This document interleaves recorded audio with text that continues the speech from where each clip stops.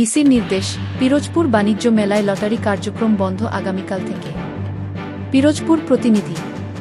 পিরোজপুর জেলায় চলমান বাণিজ্য মেলায় লটারি বা ড্র কার্যক্রম বন্ধের নির্দেশ দিয়েছেন জেলা প্রশাসক ডিসি। আগামীকাল ২-১ জুন থেকে এই সিদ্ধান্ত কার্যকর হবে বলে প্রশাসন সূত্রে জানা গেছে। জেলা প্রশাসনের এক বিজ্ঞপ্তিতে জানানো হয়, মেলার নামে জুয়ামূলক কার্যক্রম পরিচালিত হওয়ায় সামাজিক ও নৈতিক অবক্ষয়ের আশঙ্কা তৈরি হচ্ছে। সাধারণ জনগণের অভিযোগ ও গণমাধ্যমে প্রতিবেদন প্রকাশের পর বিষয়টি গুরুত্বের সাথে বিবেচনা করা হয়। জেলা প্রশাসক বলেন, বিনোদনের নামে কেউ জুয়াকে উৎসাহিত করতে পারবে না। এমন কার্যক্রম সম্পূর্ণ নিষিদ্ধ।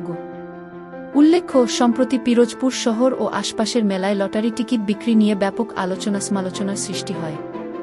এতে করে অনেক সাধারণ মানুষ প্রতারিত হচ্ছিলেন এবং আর্থিক ক্ষতির সম্মুখীন হচ্ছিলেন।